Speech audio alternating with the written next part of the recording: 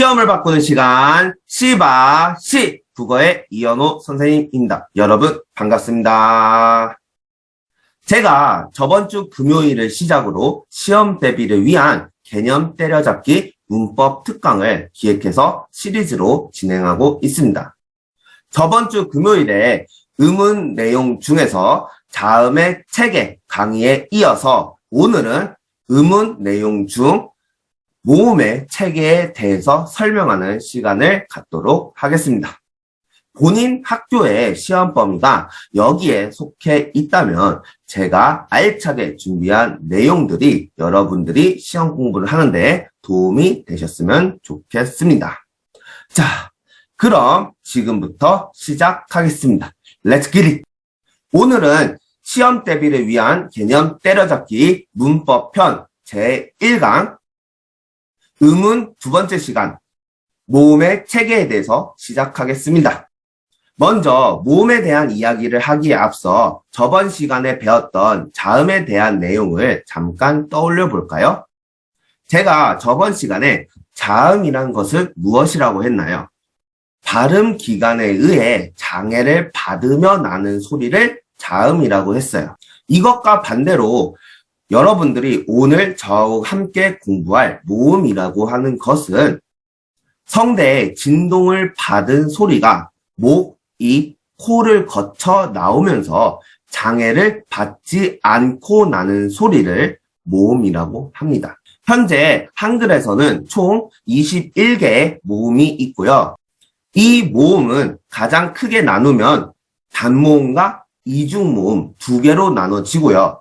여기서 조금 더 세부적으로 나누면 단모음, 반모음, 이중모음 이렇게 세 개로 나눠집니다.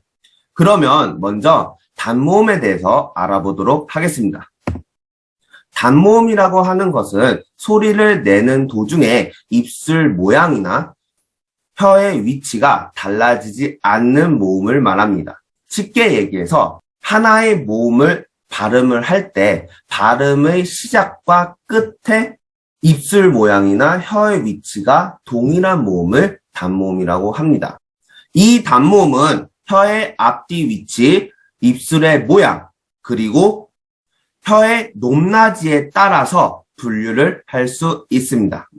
그래서 여러분들이 시험 공부를 하는 데 있어서 저번에 배웠던 자음에서도 자음 체계표를 정확하게 외우고 공부를 해야 되듯이 모음에서도 이 모음의 분류를 반드시 기억을 해야 합니다. 그래서 제가 여기서 모음 분류표를 만들어 왔습니다. 제가 아까 단모음의 분류에 대해서 이야기를 하면서 단모음은 크게 세 가지로 분류를 한다고 말씀을 드렸죠. 그 중에 첫 번째 분류가 혀의 앞뒤 위치에 따라서 분류가 된다고 말씀을 드렸습니다. 여기에서 혀의 앞뒤 위치에 따라 분류가 된다는 말은 우리가 어떠한 단모음을 발음을 했을 때 그 단모음의 소리가 나는 위치가 혀가 가장 높아지는 부분의 앞부분에서 소리가 나느냐, 뒷부분에서 소리가 나느냐, 그것을 의미한다고 보시면 됩니다. 그래서 혀의 앞부분에서 소리가 나는 모음을 우리는 전설 모음이라고 부르고요. 혀의 뒷부분에서 소리가 나는 모음을 후설 모음이라고 부릅니다. 그리고 전설 모음에는 이, 에, 위, 웨 이렇게 5개가 있고요. 후설 모음에는 아, 우, 오 이렇게 5개, 총 10개의 단모음이 현재 한글에 존재합니다. 그러면 우리가 여기서 어떤 단모음이 전설 모음이고 어떤 단모음이 후설 모음인지를 구분하는 것이 굉장히 중요한데요. 이것을 무작정 이거 이렇게 외우면 여러분들이 가뜩이나 내신 공부할 때 외울 것도 많은데 굉장히 머리가 빠개지잖아요. 그래서 제가 여러분들이 전설 모음과 후설 모음을 1초 만에 구별하는 방법을 알려드리겠습니다. 이렇게만 구별을 하면 여러분들은 시험 볼 때까지 절대로 까먹지 않고 끝까지 기억을 하실 수가 있고요. 시험에서도 모두 다 맞출 수가 있습니다. 그러면 어떻게 구분을 하는지 같이 한번 알아보겠습니다. 전설 모음과 후설 모음을 구별하는 방법은 간단합니다. 여러분들이 이것만 기억을 하시면 돼요. 바로 이가 들어가는지 안 들어가는지 그것만 판단하시면 됩니다. 이게 무슨 말이냐 하면 전설 모음에는 무조건 이가 들어가고요. 후설 모음에는 이가 절대로 안 들어갑니다. 못 믿으시겠다고요? 그러면 제가 이 화면에서 보여드리는 이 모음책의 표를 보고 같이 확인해 보겠습니다. 제가 방금 이가 들어가는 거는 무조건 전설 모음이고 이가 안 들어가는 것은 무조건 후설 모음이라고 얘기를 했잖아요. 이 표에서 전설 모음 부분의 단모음들을 한번 보세요. 이는 무조건 전설 모음이라고 했으니까 여기 모음 이가 있죠. 그리고 그 밑에 있는 모음도 한번 보세요. 에에도 뒤에 이가 있죠. 그 다음에 모음을 보면 에에도 뒤에 이가 붙어 있죠. 그리고 그 옆에 한번 보면 위에도 우 바로 옆에 이가 붙어 있죠. 그리고 외에도 오 바로 옆에 이가 붙어 있죠. 이런 식으로 이가 이렇게 붙어 있는 것은 무조건 전설 모음이다. 이렇게 생각을 하시면 됩니다. 그러면 반대로 후설 모음을 확인해 보겠습니다. 후설 모음에는 으, 어, 아, 우, 오가 있죠. 근데 이 모음들에서는 이가 포함이 돼 있나요? 안 돼 있나요? 이가 없죠. 그러니까 이렇게 이가 포함이 되지 않는 것은 후설 모음이다. 이렇게 기억을 하시면 헷갈리지 않고 확실하게 암기할 수 있다. 이렇게 보시면 됩니다. 자, 근데 여러분들이 이 단모음을 보다 보면 한 가지 이해가 안 되는 의문점이 생길 수가 있어요. 그게 뭐냐면 전설 모음의 위와 외를 한번 보세요. 우리가 아까 단모음을 정의를 할 때 어떻게 정의를 했었죠? 단모음이라고 하는 것은 소리를 내는 도중에 입술 모양이나 혀의 위치가 달라지지 않는 모음이 단모음이라고 했는데 여러분들이 위와 외를 한번 발음해 보세요. 위, 외 어떤가요? 입술의 모양이 달라지지 않나요? 이거 이상하지 않아요? 위와 외 같은 경우는 소리를 낼 때 분명히 입술 모양이 달라지는데 얘는 이중모음이라고 안 하고 왜 단모음이라고 할까요? 그것은 언어의 역사성과 관련이 있습니다. 훈민정음이 1446년에 처음 반포가 되고 시간이 흘러서 1933년에 처음으로 한글 맞춤법에 대한 규정이 만들어졌을 때까지만 하더라도 위와 외는 단모음이었습니다. 그러면 단모음 위와 외는 원래 어떻게 소리를 냈던 모음이냐? 입모양을 우를 만들어준 상태에서 이를 소리를 내는 겁니다. 그렇게 해서 발음을 하면 이 발음이 원래는 단모음 위의 발음이었습니다. 그리고 왜라는 발음도 똑같은 원리로 발음을 했어요. 입모양은 오의 상태를 만들어낸 다음에 발음을 이라는 소리를 내는 겁니다. 그렇게 해서 소리가 나는 원래 단모음 왜의 소리는 이러한 소리였습니다. 그래서 예를 들어 쇠창살이라는 단어를 발음을 할 때는 원래의 단모음 왜를 살린다면 쇠창살 이렇게 발음을 했어요. 근데 여러분들 한번 생각을 해보세요.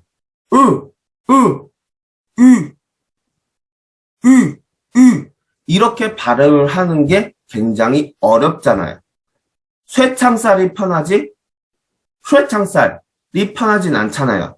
그러니까 언어의 역사성에 따라서 한글의 발음 규칙이 변화가 되는 과정에서 위와 외는 단모음이긴 하지만 사람들의 발음의 편리성을 위해서 입모양을 변화시키는 것은 허용한다라는 규칙이 생겨서 그래서 입모양이 변함에도 불구하고 단모음에 속하는 것입니다. 두 번째 모음의 분류는 입술 모양에 따라 분류하는 것입니다. 여기에는 평순 모음과 원순 모음 두 가지가 있습니다. 평순 모음은 발음할 때 입술을 둥글게 오므리지 않는 모음을 말하고요. 원순 모음은 반대로 발음할 때 입술을 둥글게 오므리는 모음을 말합니다. 따라서 여러분들이 평순 모음하고 원순 모음을 구별하는 방법은 발음을 해보면서 모음을 발음할 때 입술이 둥글게 모아지느냐 아니면 둥글게 오므러지지 않고 발음이 되느냐 그것을 따지면 돼요. 평순 모음에는 이, 에, 으, 아 이런 모음은 발음을 할 때 입술이 둥글게 오므라지지 않죠. 그에 반해서 우, 오 이런 모음들은 우리가 발음을 할 때 입술이 둥글게 오므러지잖아요. 이렇듯 입술이 둥글게 오므리지 않는 모음을 평순 모음이라고 하고 반대로 입술을 둥글게 오므리는 모음을 원순 모음이라고 합니다. 세 번째 모음의 분류는 혀의 높낮이에 따라 분류하는 것입니다. 여기에는 고모음, 중모음, 저모음이 있습니다. 이것을 간단하게 구별하는 방법은 입이 벌어지는 크기에 따라서 입이 가장 작게 벌어지면 고모음, 그 다음으로 중간으로 벌어지면 중모음, 가장 크게 벌어지면 저모음이라고 생각하면 됩니다. 그러면 여기에 있는 단모음 체계표를 가지고 한번 이것을 확인해 보도록 하겠습니다. 이 표에서 이것을 발음 한번 해보겠습니다. 이렇게 발음을 했을 때 입이 벌어지는 크기를 보면 가장 작게 벌어집니다. 근데 그 밑에 있는 중모음을 발음해보면 아까 발음했던 이보다는 에가 조금 더 크게 벌어집니다. 그래서 고모음보다 조금 더 크게 입이 벌어지는 것을 우리가 중모음이라고 하고요. 그리고 저모음에 있는 에를 보면 중모음 에보다 조금 더 크게 벌어집니다. 조금 더 입이 크게 벌어집니다. 그래서 저모음 에가 가장 크게 입이 벌어집니다. 그리고 다음으로 후설 모음을 살펴보면요. 후설 모음의 고모음인 으가 가장 입이 작게 벌어지고 그 다음에 중모음 어가 고모음 보다는 조금 더 크게 벌어집니다. 그리고 마지막으로 저모음 아를 보면 중모음 어보다는 저모음 아가 입모양이 더 크게 벌어진다는 것을 확인할 수 있습니다. 그리고 원순 모음을 살펴보면 고모음의 보다는 중모음의 가 미약하지만 조금 더 입이 크게 벌어진다는 것을 알 수가 있고요. 고모음 보다는 중모음 오가 입이 조금 더 크게 벌어진다는 것을 알 수 있습니다. 그러면 다음으로는 이중 모음에 대해서 한번 같이 알아보겠습니다. 이중 모음이라고 하는 것은 단모음과 반대되는 개념으로 입술 모양이나 혀의 위치를 처음과 나중이 서로 달라지게 하여 내는 모음을 우리는 이중 모음이라고 합니다. 예를 들면 야라는 발음이 있죠. 여러분들이 직접 발음을 따라해 보세요. 야. 그러면 이 야를 발음할 때 이 입모양이 어떻게 변하는지를 어떻게 달라지는지를 잘 한번 생각해 보세요. 우리가 아까 아를 발음할 때는 처음부터 끝까지 입모양이 고정된 상태에서 소리를 냈어요. 근데 야는 어떻게 소리를 내는 거죠? 처음에는 이 했다가 나중에는 아 이렇게 해서 입모양이 달라지죠. 그래서 해서 야가 되는 거죠. 이렇게 입술 모양의 처음과 나중이 서로 달라지게 하여 내는 소리가 바로 이중모음입니다. 그러면 이중모음은 왜 단모음과 다르게 이렇게 소리를 내는 과정에서 입모양이 처음과 끝이 달라지는 것일까요? 여기에서는 우리가 반모음이라는 개념이 들어갑니다. 그래서 여러분은 이 모음을 이해를 할 때 단모음과 이중모음뿐만 아니라 반모음에 대해서도 기억을 해주시면 좋을 것 같아요. 그래서 학교에서 시험을 낼 때 고등학교 같은 경우는 반모음과 관련된 시험은 반드시 나오고요. 중학교 같은 경우에도 좀 학교 시험이 어렵게 출제가 되는 학교 같은 경우는 반모음까지도 시험에 출제가 되니까 여러분들이 꼭 기억을 해주시면 좋을 것 같아요. 그러면 이 반모음이라고 하는 개념은 뭐냐? 모음이긴 모음인데 완전한 모음이라고 볼 수 없고 그렇다고 모음이 아니라고도 볼 수 없는 반쪽짜리 모음이 반모음이다. 이렇게 생각을 하시면 됩니다. 그러니까 우리가 처럼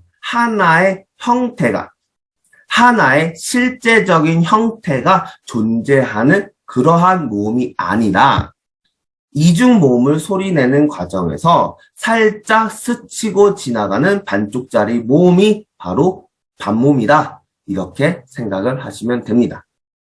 그래서 제가 아까 이중모음 중에 하나인 야를 발음을 했을 때 어떻게 소리를 낸다고 그랬죠? 하면서 입모양이 바뀌면서 소리가 난다고 했죠. 그럴 때 살짝 스쳐가는 그것을 반모음이라고 합니다. 그래서 야는 어떻게 만들어지는 소리냐? 반모음 플러스 가 합쳐져서 만들어지는 이중모음이다 라고 보시면 됩니다. 그래서 여러분들이 이와 아를 빨리 발음해 보세요. 이야 해서 되는 게 이중모음 야입니다. 그래서 이 반모음에는 두 가지 종류가 있어요. 첫 번째는 반모음 이가 있습니다. 아까 제가 예시를 드렸던 야, 여, 요, 유, 예, 의 이렇게 총 7개입니다. 그리고 두 번째 반모음은 오와 우가 있습니다. 이 반모음 오, 우가 들어가는 이중모음에는 와, 워, 왜 이렇게 4개가 있습니다. 와도 여러분들이 발음을 한번 해보세요. 발음을 해보면 알겠지만 오 플러스 아입니다. 그래서 오, 아 해서 와가 되는 거예요. 우와 이렇게 되는 겁니다. 여기까지가 모음의 전부입니다. 끝입니다. 쉽죠? 별로 어렵지 않습니다. 그러니까 여러분들이 이 모음은 그냥 조금만 공부를 하면 눈 감고도 풀 수 있는 부분이다. 이렇게 생각을 하시고 어려운 내용 아니고 쉬운 내용이기 때문에 잘 공부하셔서 음운과 관련해서는 시험 문제가 나왔을 때 절대 틀리는 일이 없도록 공부를 하시면 좋은 결과를 얻을 수 있을 거라고 저는 생각을 합니다. 그리고 제가 저번에 자음 수업 시간 때도 말씀을 드렸지만 이 음운 파트에서는 여러분들이 공부를 하실 때 무작정 암기를 해서 무작정 외우려고 달려드는 것보다는 여러분들이 암기를 하더라도 소리를 내면서 암기를 하는 것이 훨씬 더 공부에 도움이 됩니다. 그리고 오래 기억에 남습니다. 그래서 여러분들이 복습을 하거나 문제를 풀 때 그것과 관련된, 그 의문과 관련된 소리를 직접 내보면서 문제를 풀면 틀릴 게 없어요. 다 맞출 수 있습니다. 그리고 여러분들이 시험장에 가서 문제를 푼다라고 했을 때도 시험장에서는 소리를 낼 수가 없잖아요. 그러면 부정행위니까요. 그럴 때는 마음속으로 그 의문의 소리를 떠올려서 소리를 생각하면서 문제를 푸시면 얼마든지 이 의문과 관련된 문제는 다 해결할 수 있다라는 것들을 여러분들이 꼭 기억하시고 명심해 주셨으면 좋겠습니다. 자, 이번 영상은 여기에서 마무리를 하겠습니다. 오늘은 단모음, 이중모음, 단모음과 관련하여 음운 중에서 모음의 체계에 대해서 설명하는 시간을 가졌습니다. 어떠신가요? 도움이 많이 되셨나요? 도움이 되셨다면 구독과 좋아요도 많이 눌러주세요.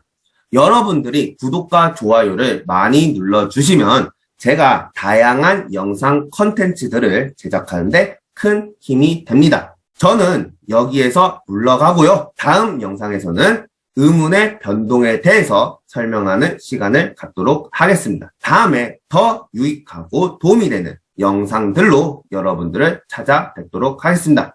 여러분들 다음 영상에서 만나요. 안녕.